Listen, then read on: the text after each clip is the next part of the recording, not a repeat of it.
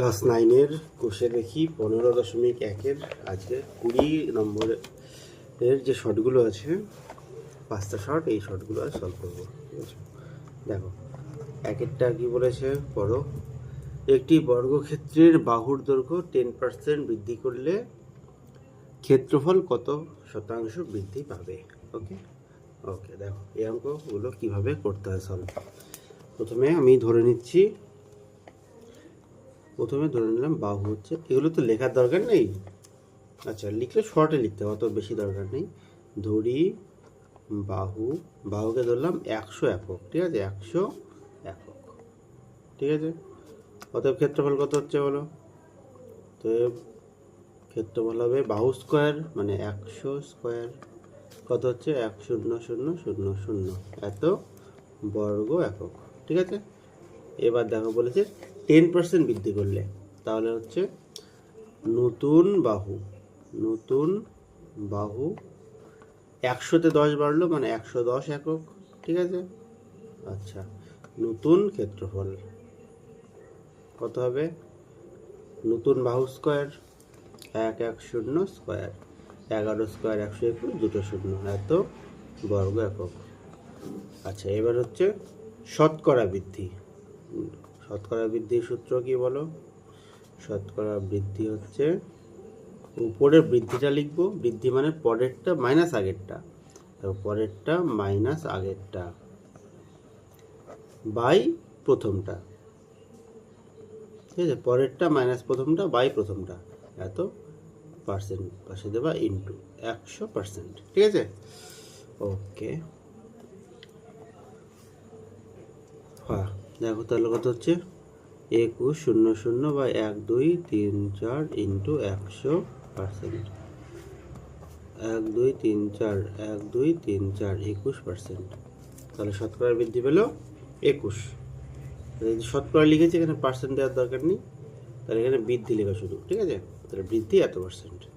ওকে ওকে হলো। তা দুই দেখো কি বলেছে, 2 পড়ো। আয়তক্ষেত্র বলেছে, এবার দৈর্ঘ্য 10% বৃদ্ধি, প্রস্থ 10% হ্রাস, এই ক্ষেত্রফল হ্রাসটা বৃদ্ধি পাবে। আচ্ছা, তো ধরি প্রথমে দুটো 100 ধরে নিচ্ছি আমরা। ঠিক আছে, ধরাই যায়, কোনো ব্যাপার না, দৈর্ঘ্য বস্তু হোক যাই হোক। ধরি দৈর্ঘ্য সমান 100 একক, প্রস্থ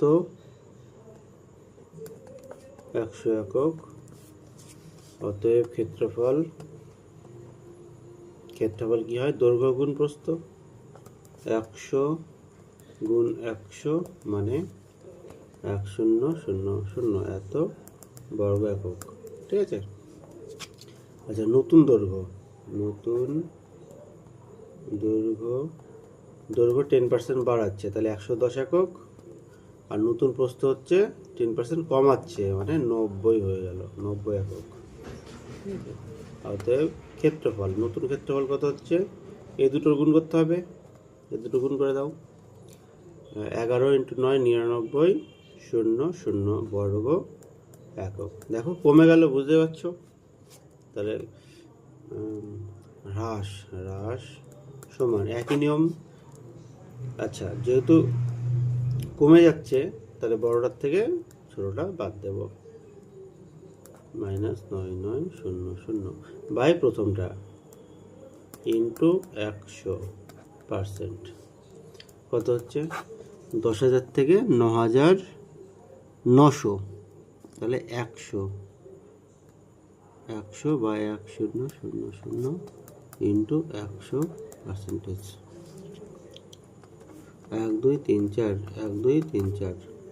1, তাহলে 1% কমছে। ঠিক আছে, তাহলে হ্রাস পাচ্ছে 1%। ঠিক আছে, শতকরা 1 বর্গ একক কমলো বা হ্রাস পেলো 1%, এটা অ্যান্সার। দেখো তারপরের অঙ্কটা কি বলেছে, একটি আয়তক্ষেত্রের কর্ণ দেওয়া আছে 5, কর্ণদ্বয়ের ছেদবিন্দু থেকে আয়তক্ষেত্রের একটি প্রস্থের উপর লম্বের দৈর্ঘ্য 2। আচ্ছা, তাহলে কি বলেছে দেখো আয়তক্ষেত্র। ঠিক আছে, আয়তক্ষেত্র, এবার কর্ণদ্বয়ের ছেদ বিন্দু থেকে প্রস্থের ওপর অঙ্কিত হচ্ছে 2, এটা হচ্ছে 2 দেওয়া আছে। আর কর্ণ 5, তাহলে এটা হচ্ছে 5-এর 2, ঠিক আছে, এটা 5-এর 2, এখান থেকে এটুকু, টোটালটা 5। আর তাহলে আমার প্রস্থ দরকার এখান থেকে এতটা, আমি এইটুকু ধরে নিলাম এক্স, ঠিক আছে। তাহলে এ বি সি ডি ও, এখানে ই, দেখো নাও ধরি এ ই সমান এক্স সেমি দেওয়া আছে, সেমি। অতএব দেখো এটা হচ্ছে ভূমি ধরলে এটা লম্ব, তাহলে লম্ব স্কোয়ার সমান অতিভুজের স্কোয়ার মাইনাস ভূমি স্কোয়ার, ঠিক আছে। তাহলে হচ্ছে 25-এর 4 মাইনাস 4, 4 লসাগু 25 মাইনাস 4, 16-র 4, এক্স স্কোয়ার সমান 16-র 4, 16-র 4 কেন হবে, আচ্ছা 4 4 16, এটা 9-এর 4, ঠিক আছে। আচ্ছা 25 মানে 16, 9-এর 4, এক্স সমান হচ্ছে 3-এর 2। তাহলে দেখো এক্স মানে কতটুকু পেলাম, এখান থেকে এতটা, আর প্রস্থ কতটা হবে এক্স, এটাও এক্স, তাই তো, এটা মিডিল পয়েন্ট হবে, তাহলে 2x, তাই তো। তাহলে 2x সমান 3-এর 2 ইন্টু 2 মানে 3 সেমি, কমপ্লিট। অতএব প্রস্থ সমান 3 সেমি, ঠিক আছে। আচ্ছা 4-এরটা দেখো একই টাইপের অঙ্ক। এবার বলেছে বর্গক্ষেত্র আঁকো, বর্গক্ষেত্র কর্ণ আঁকলাম, ছেদবিন্দু থেকে যে কোনো বাহুর উপর লম্ব বলেছে 2√2, এটা 2√2।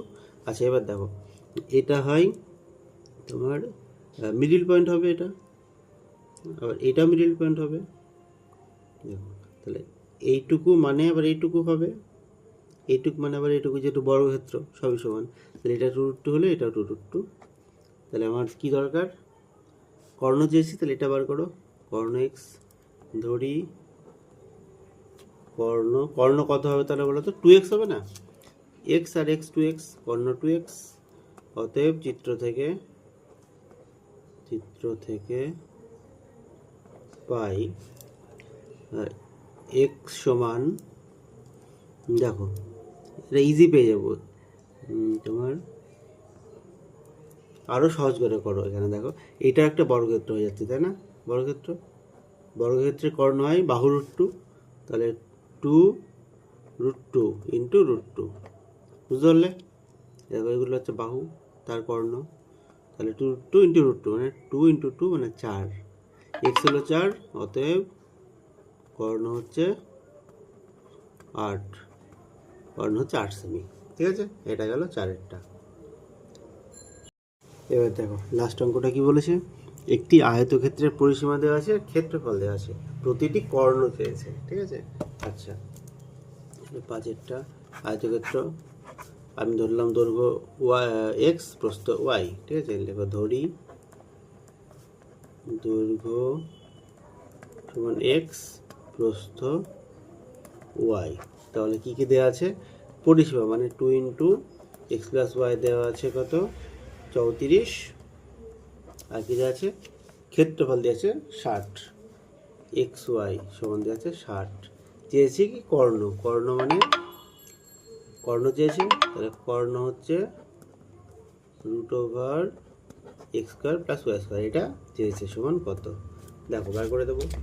আচ্ছা এবার এখন x² প্লাস y² বের করো আগে, এটা সূত্র হয় a plus b whole square minus 2ab, সূত্র বসে দাও, এটা হচ্ছে 60 মাইনাস 2xy, সরি 60 কেন হবে, আচ্ছা xy এর মান 60 দেওয়া আছে, তাই না, x প্লাস ওয়াই কত দেওয়া আছে, দেখো 2 ইন্টু এক্স প্লাস ওয়াই 34, 2 দিয়ে ভাগ করে দিলে x প্লাস ওয়াই হচ্ছে 17, তাই তো 17, বুঝতে পারলে, স্কোয়ার মাইনাস 2 ইন্টু 60, 289 মাইনাস 120, তাহলে কত হচ্ছে 169, x² প্লাস y² হচ্ছে 169। আর কর্ণ হবে কি, কর্ণ সমান এই √, √ 169 সমান 13 সেমি, সেমি ছিল তো, সেমি ছিল, ঠিক আছে। ভালো অঙ্ক, এটা দেখে না ভালো করে, যা দেওয়া ছিল লিখে নিয়েছি, কর্ণ মানে এটা সূত্র বসিয়ে দিলাম, যা মান আছে।